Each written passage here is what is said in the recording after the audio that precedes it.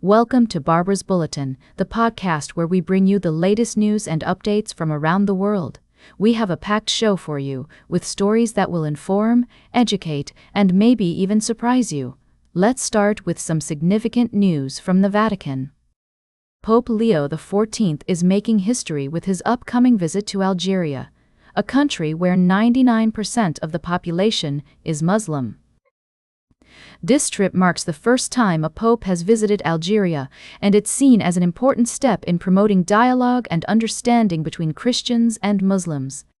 The Pope's 11-day tour of 4 African nations will take him to Cameroon, Angola, and Equatorial Guinea, in addition to Algeria. During his visit to Algeria, he'll meet with the country's president, Abdelmadjid Tebboune, and deliver a speech to authorities and the diplomatic corps.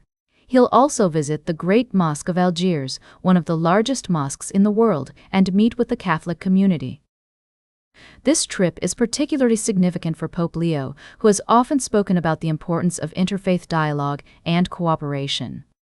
As a member of the Augustinian order, he has a deep connection to Saint Augustine, a Christian theologian who lived in what is now modern-day Algeria.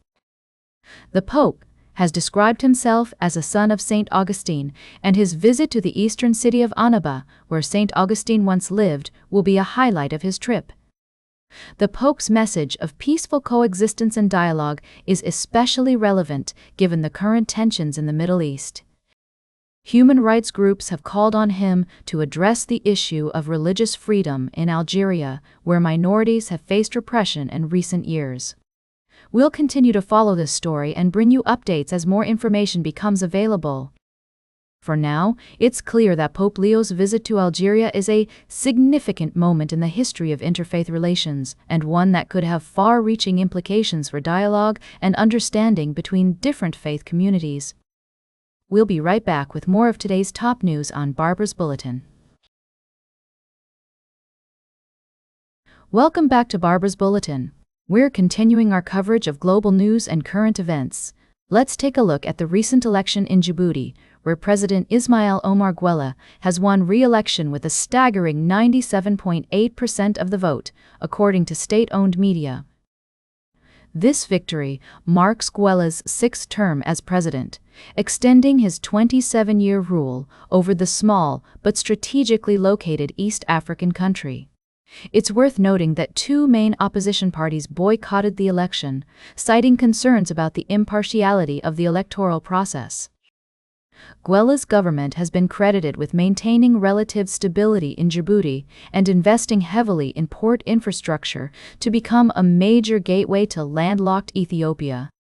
However, human rights groups have raised concerns about repression of political opponents, activists, and journalists in the country.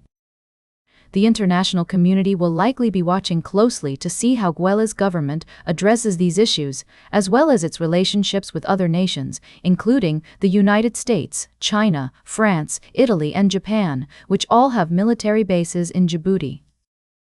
As we consider the implications of this election, it's essential to remember that every country has its unique complexities and challenges. We'll continue to monitor developments in Djibouti and provide updates as more information becomes available.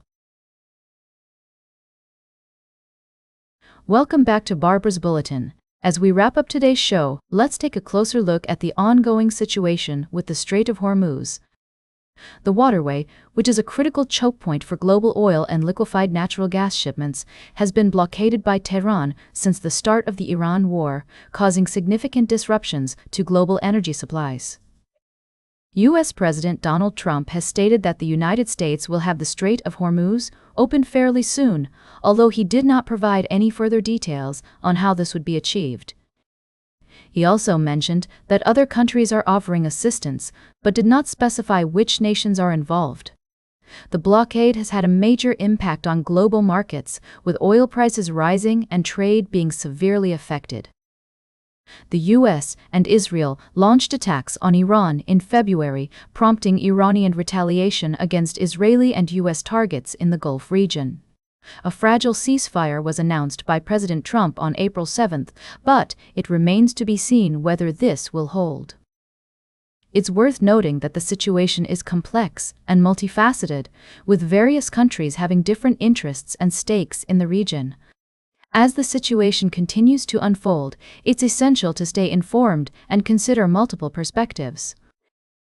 In related news, U.S. Vice President Vance is set to meet with Iranian officials in Islamabad, with Iran demanding concrete measures as a condition for further talks.